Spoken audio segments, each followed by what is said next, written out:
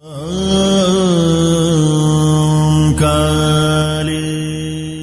काली। सभी हिंदू धर्म प्रेमी भाइयों बहनों को मेरा हृदयपूर्वक ओम काली।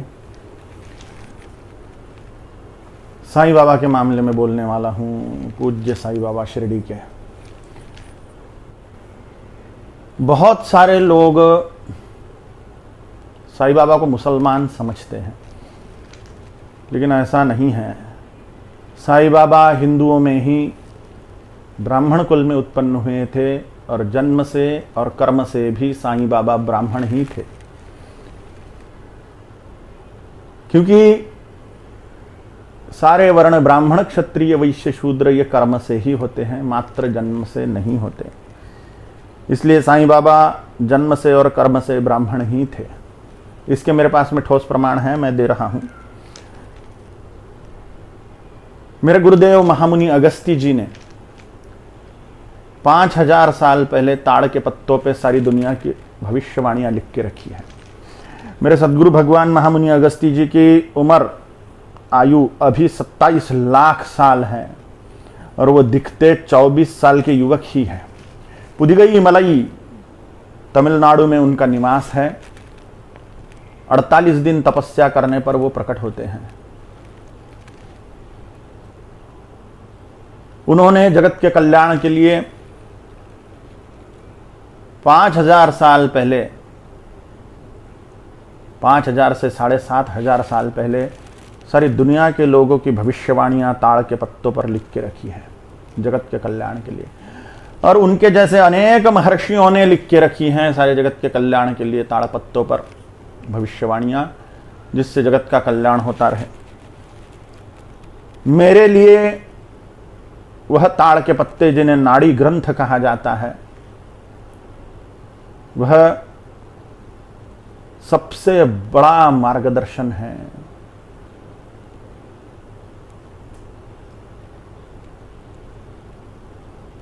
उन ताड़ के पत्तों की लाइब्रेरी तमिलनाडु में कुंभकोणम क्षेत्र के वैदीश्वरन कोविल नाम के गांव में है। उस वैदीश्वरन कोविल माने वैद्यनाथ मंदिर की वो लाइब्रेरी है। उस लाइब्रेरी के ब्रांच ऑफिस बहुत सारी जगह पे है। उस ब्रांच ऑफिस में जाके पुरुषों ने अपने दाहिने हाथ का और महिलाओं ने अपने बाएं हाथ के अंगूठे का निशान देना चाहिए, अथवा अपनी कुंडली देनी चाहिए, अथवा जन्म तारीख देनी चाहिए। सिर्फ अंगूठे का निशान देने मात्र से वो लोग, वो नाड़ी शास्त्री लोग ताड़ के पत्तों का बंडल लाते हैं और अपनी मदद से उसमें ढूंढते हैं अपना पत्ता।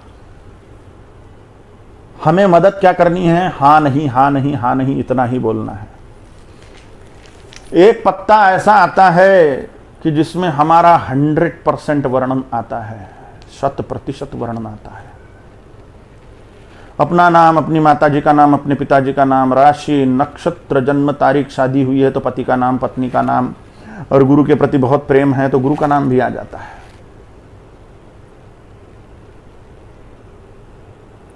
उसमें सच्ची में नाम आते हैं क्या, ये देखने के लिए मैंने उसका फोटो निकाल के लाया, क्योंकि वो तमिल में लिखा हुआ था और फिर मैंने तमिल सीखी, पढ़ना लिखना आता है मुझे तमिल, तो उसमें सच्ची में वो फोटो में मेरा नाम था। मेरे सामने तो लिखा ही नहीं उन्होंने। तो मैंने सारी वैज्ञानिक चिकित्सा उस ग्रंथों की है, वो 100% सत्य है।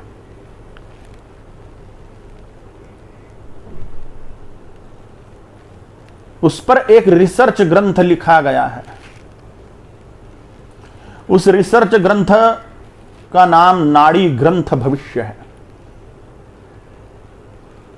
वो इतने चमत्कारिक ग्रंथ हैं ना ताड़ के पत्ते कि उस पर अपने भारतीय वायुसेना के विंग कमांडर शशिकांत ओक जी ने रिसर्च ग्रंथ ही लिख दिया। लिखने वाले सामान्य व्यक्ति नहीं हैं, भारतीय वायुसेना के विंग कमांडर हैं शशिकांत ओक जी। उस ग्रंथ का नाम नाड़ी ग्रंथ भविष्य है। ये वो ग्रंथ है, नाड़ी ग्रंथ भविष्य। विंग कमांडर शशिकांत ओक जी लेखक है। ये हिंदी में और ये इंग्लिश में, ये दोनों ग्रंथ। इसका नाम नाड़ी प्रेडिक्शंस है, अ माइंड ब्लोइंग मिरेकल। ये दोनों ग्रंथ अमेज़ॉन पे, फ्लिपकार्ट पे उपलब्ध हो जाएंगे अथवा रेलवे बुक स्टॉल पे उपलब्ध हो जाएंगे, या जहाँ धार्मिक पुस्तकें मिलती हैं वहाँ पर उपलब्ध हो जाएंगे। ये दोनों ग्रंथ रिसर्च ग्रंथ हैं। ये नाड़ी की सत्यता असत्यता पर लिखे गए हैं, उसके अनुभवों पर लिखे गए हैं, और ये ग्रंथों के आधार पर और मेरे स्वयं के अनुभव, मेरे शिष्यों के अनुभव नाड़ी ग्रंथों को परम सत्य प्रमाणित करते हैं। मेरे जीवन की ऐसी ऐसी घटनाएं उसमें लिखी थी जो सिर्फ मुझे पता है, अन्य किसी को भी नहीं, मेरे माता पिता को भी नहीं।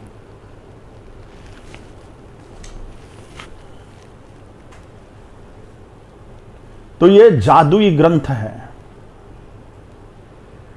जिसका मूल स्थान वैदीश्वरन कोइल, अनेक ब्रांच ऑफिस उसके हैं। ये जो नाड़ी ग्रंथ भविष्य पुस्तक है, इसमें साईं बाबा के मामले में क्या लिखा है मैं पढ़ के बताता हूं। 20वां खंड 91 नंबर का पत्ता, 91 नंबर का पृष्ठ है।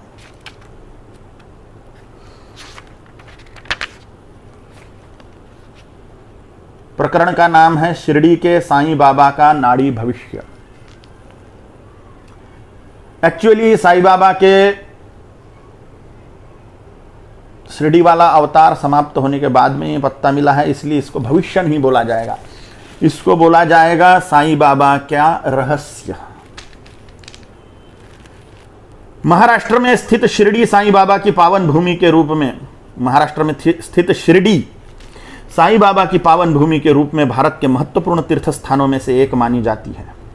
साईं बाबा पिछली शताब्दी के एक महान संत के रूप में समस्त विश्व के श्रद्धावान भक्तों द्वारा पूजे जाते हैं। ऐसे अलौकिक तथा अद्वितीय व्यक्ति का वर्णन नाड़ी ग्रंथ भविष्यकर्ता महर्षियों ने बड़े गौरव से किया है। उनके विषय, उनके रहस्य कथन का पूरा परिचय भक्तजनों को कराना आवश्यक है। जिन्हें नाड़ी ग्रंथ भविष्य का परिचय नहीं, लोगों के लिए संक्षिप्त में ऐसा कहा जा सकता है कि रामायण, महाभारत, भागवत जैसे हमारे प्राचीन ग्रंथों में वर्णित महर्षियों, महामुनियों ने अपने त्रिकाल ज्ञान क्षमता से इस जगत में जन्म लेने वाले मानवों का जीवन पक्ष त्रिकाल ज्ञान से देखकर उसे ताड़पत्र पर लंबे कील नुमा कलम से सही ढंग से अंकित कर दिया है। वर्तमान में ये नाड़ी ग्रंथ भविष्य की ताड़पट्टियां तमिल कूट भाषा में अनेक नाड़ी केंद्रों पर उपलब्ध हैं, जिसमें व्यक्ति के पूर्व तथा उत्तर जन्म का और इस जन्म में आने वाले अच्छे और बुरे समय का वर्णन मिलता है। उस पर आने वाली आपत्तियों से राहत दिलाने के लिए उपाय बोले जाते हैं, जो करने से व्यक्ति को बहुत फायदा हो जाता है। मुझे बहुत फायदा हुआ है, मेरे शिष्यों को बहुत फायदा हुआ है। नाड़ी ग्रंथ भविष्य में जगत के कुछ महान विभूतियों की नाड़ी पट्टियां भी मिलती हैं। ऐसे ही एक चेन्नई स्थित शुक्र नाड़ी केंद्र में नाड़ीवाचक डॉक्टर करुणाकरण जी द्वारा पूज्य श्री शिरडी के साईं बाबा की नाड़ी पट्टी प्राप्त करने का सौभाग्य मुझे मिला। उसमें से कुछ जानकारी ज्ञानी व श्रद्धावान भक्तों के लिए प्रस्तुत कर रहा हूं। यहाँ ये प्रश्न आ सकता है कि साईं बाबा की अंगूठी का निशान कहाँ से लिया। तो जो उपलब्ध वर्णन है उसके अनुसार कुंडली के द्वारा भी नाड़ी पट्टी मिल सकती है, जन्म तारीख के द्वारा भी नाड़ी पट्टी मिल सकती है। महर्षि शुक्राचार्य जो ग्रह स्वरूप भी हैं, वो महर्षि हैं, महामुनि हैं, वही लिख रहे हैं, वही वर्णन कर रहे हैं। महामुनि शुक्राचार्य भगवान शिव को वंदन कर एक पुण्यवान आत्मा वाले व्यक्तित्व का वर्णन प्रारंभ कर रहे हैं। ये व्यक्तित्व का वर्णन प्रारंभ करते समय उस स्थान पर महर्षि शुक्राचार्य जी के साथ में महामुनि मैत्रेय जी व महर्षि अगस्त्य जी भी उस भविष्य कथन के समय उपस्थित हैं। भगवान शुक्राचार्य कहते हैं, ध्यान से सुनिए, भगवान वो ताड़ के पट्टी पर लिखा हुआ है, ये ताड़ के पत्ते पर लिखा हुआ है। भगवान शुक्राचार्य कहते हैं, शिव के अंश दत्तात्रेय का अवतार, भारद्वाज गोत्र में उत्पन्न धर्मावतारी इस महान विभूति का प्रथम कांड का वर्णन प्रारंभ कर रहे हैं। प्रथम कांड का वर्णन प्रारंभ कर रहे हैं। विलंबी नाम संवत्सर अर्थात सन 1938, भाद्रपद महीना, तमिल में पुरट्टासी मासम, पुरट्टासी मादम, त्रयोदशी तिथि, उर्वाषाढ़ा नक्षत्र, मेष लग्न व मेष राशि में ही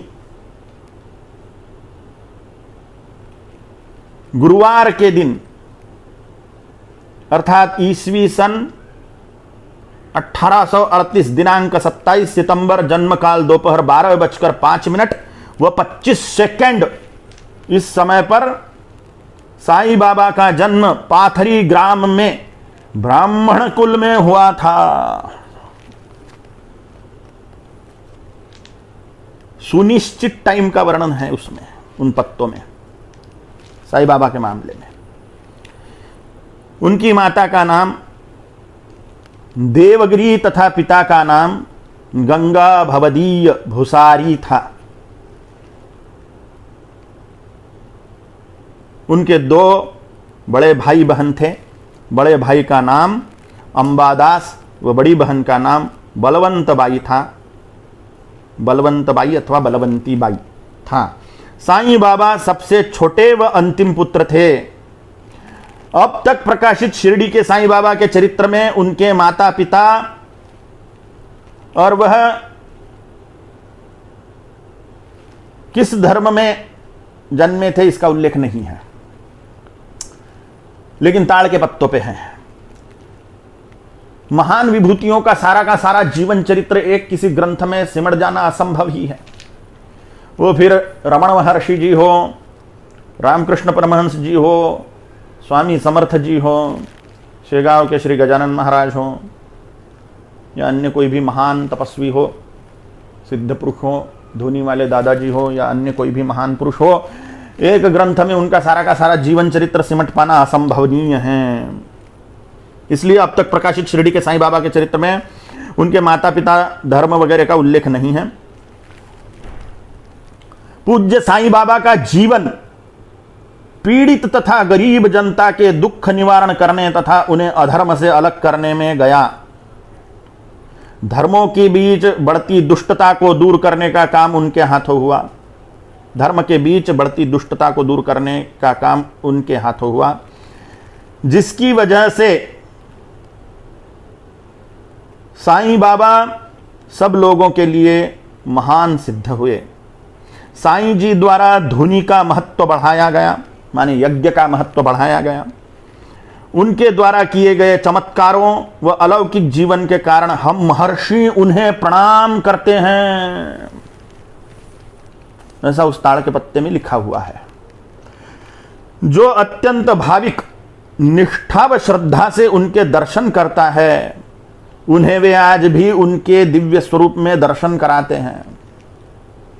आगे महर्षि बताते हैं कि इसी साईं बाबा ने सत्य साईं नाम से अगले अवतार में जन्म लिया। इन दोनों साईयों के अवतारों का समन्वय नाड़ी ग्रंथकर्ता महर्षि गौरव से करते हैं। ऐसा कथन करते समय उपस्थित सभी महर्षियों के सात्विक भाव जागृत हुए हैं, ऐसा भी उन्होंने लिखा है।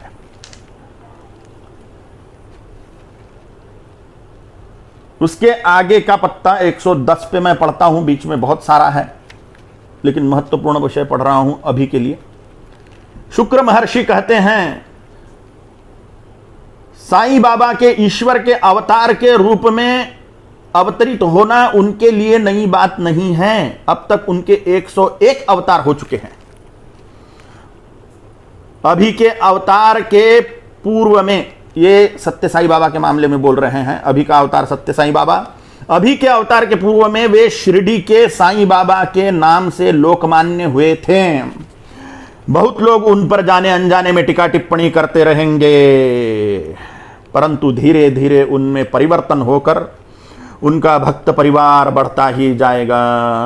उनके अंदर की महाशक्ति व महापुरुष होने के कारण भारत के भी सुदिन आने वाले हैं। सुदिन आने वाले हैं भारत के भी। जय हो जय हो जय हो। ओम काली ओम काली ओम काली। यह वर्णन इस पुस्तक में है और इसे मैं प्रामाणिक मानता हूं 100%, क्योंकि मुझे अनुभव है। 12 साल से मैं जा रहा हूं वैदीश्वरन कोविल और उन क्षेत्रों में, खुद का भी देखा है मैंने।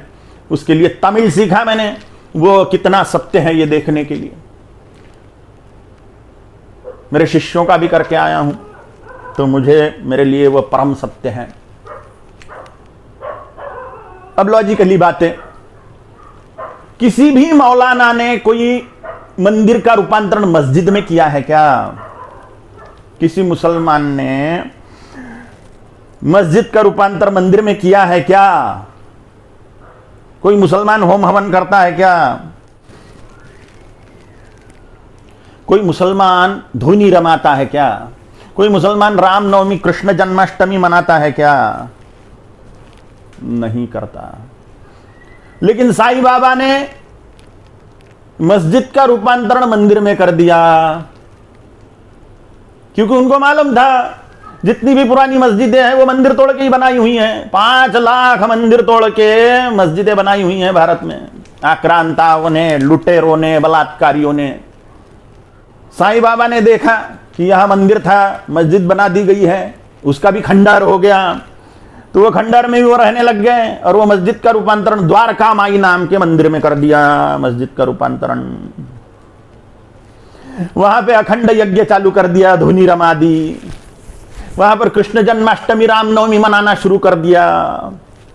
अल्लाह मालिक है बोल के हिंदुत्व का प्रचार करने लग गए। अल्लाह मालिक है और काम कर रहे कट्टर हिंदुत्व का। बोल रहे अल्लाह मालिक है, लेकिन मस्जिद का रूपांतरण मंदिर में, अखंड यज्ञ वहां पर चालू, वहां पे कृष्ण जन्माष्टमी रामनवमी मनाना चालू। ये मुसलमान लोग करते हैं क्या? कोई मौलाना करता है क्या? ऐसा नहीं करता। मंदिर फोड़ के, मूर्तियां फोड़कर, मंदिर तोड़कर वहां मस्जिदें बनाई गई। 5 लाख। लेकिन यहां पे साईं बाबा ने उल्टा कर दिया, अल्लाह मालिक है बोल के कट्टर हिंदुत्व का प्रचार कर दिया। लेकिन प्रेममय ढंग से, प्रेममय ढंग से, बड़े ही प्रेम से। ये लक्षण है कि साईं बाबा निरंतर सनातन हिंदू धर्म के महान प्रचारक थे, शिव के अंश थे। इसलिए साईं बाबा का मंदिर जहां पर स्थापित करते हैं ना, वहां पर नंदी की स्थापना उनके सामने जरूर करते हैं। कई मंदिरों में नहीं भी होगी, लेकिन शिरडी में साईं बाबा के सामने नंदी भगवान की स्थापना करी हुई है। पूरे पूजा पद्धति हिंदू पद्धति से करते हैं साईं बाबा की, क्योंकि वो शिव है, शिव स्वरूप है, दत्तात्रेय स्वरूप है। इसलिए साईं बाबा कट्टर सनातनी थे, ऐसा मैं मानता हूं, जानता हूं।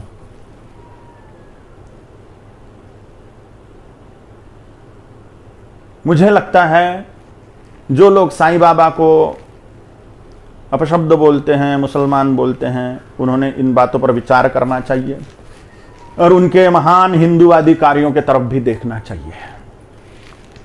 कितने मुसलमान मान रहे साईं बाबा को? कितने मुसलमान मान रहे साईं बाबा को? परसेंटेज क्या है? 1% भी नहीं है। हिंदू ही लोग हैं ज्यादा से ज्यादा।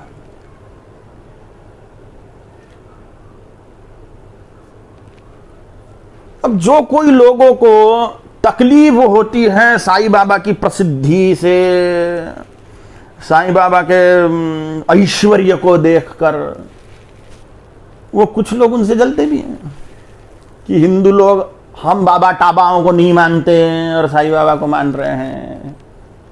तो तकलीफ तो होने वाली है बाबा, तकलीफ तो होने वाली है। अब उसको क्या कर सकते हैं, क्या कर सकते हैं? लेकिन इन महान तथ्यों को हम देखें, महर्षि लोगों ने जो कहा है उस पर मेरा परिपूर्ण विश्वास है। मैं कालीपुत्र कालीचरण साईं बाबा को शिव का अवतार मानता हूं। भगवान दत्तात्रेय का अवतार मानता हूं, ब्रह्मा विष्णु शिव स्वरूप मानता हूं, और मुझे अपनी मान्यताएं रखने का 100% अधिकार है। और मैं साईं बाबा के दर्शन को भी जाता हूं, यज्ञ में उनके लिए आहुतियां भी देता हूं, सभी सिद्धों संतों के लिए देता हूं मैं। और साईं बाबा को मैं मानता था, मानता हूं और मानता रहूंगा। एक प्रश्न ये भी है कि साईं बाबा नॉनवेज खाते थे क्या, मांसाहार करते थे क्या, वगैरह वगैरह वगैरह। तो महापुरुषों के चरित्र में और हिंदू धर्म के ग्रंथों में बहुत सारे मिलावट भी हुई है। जैसे दुर्गा काली बदनाम है नॉनवेज खाने वालों के कारण, बकरे मुर्गे काटते हैं देवी के सामने और बोलते काली मां खा जाती है। ऐसी अज्ञानतापूर्ण बातें भी हैं। शिव भगवान बदनाम है भंगेड़ियों के कारण, बोले भगवान शिव तो गांजा पीते हैं, भगवान शिव तो भांग खाते हैं, पीते हैं। शिव भगवान बनकर बदनाम कर दिए भंगेड़ियों ने, गंजट्टियों ने। काली दुर्गा बदनाम कर दी नॉनवेज खाने वालों ने। काल भैरव बदनाम कर दिए दारू पीने वालों ने। देवताओं को बदनाम कर दिया, संतों को बदनाम कर दिया। तो इस प्रकार से साईं बाबा को भी नॉनवेज खाना वाला सिद्ध करके या उनके चरित्र ग्रंथों में मिलावट भी हुई हो सकती है। जैसे हिंदू शास्त्रों में भी मिलावट है दुर्गा काली के मामले में, शिव भगवान के मामले में। तो वो मिलावटों की तरफ हमें ध्यान नहीं देना चाहिए। इतना बड़ा विशाल दयामय चरित्र है साईं बाबा का, उसके तरफ हमें ध्यान देना चाहिए। इतना बड़ा उज्जवल चरित्र है, इतना बड़ा दयामय चरित्र है, कुछ मिलावटों की तरफ हमें ध्यान नहीं देना चाहिए। हमें निरंतर सकारात्मक ही देखना चाहिए। और इतने बड़े स्पष्ट प्रमाण है कि कट्टर हिंदुवादी थे साईं बाबा, उसकी तरफ हम न देखते हुए इन तुच्छी बातों के तरफ देखेंगे, इन तुच्छ बातों की तरफ देखेंगे, तो मुझे नहीं लगता कि हमारा कल्याण होगा। जिस प्रकार से दुर्गा काली को नॉनवेज खाने वालों ने बलि देके वगैरह बदनाम कर दिया अज्ञानता में, पशु पक्षियों की बलि चढ़ाकर, उसी प्रकार से साईं बाबा को भी बदनाम किया होगा, ऐसा मेरा स्पष्ट मत है। ओम काली।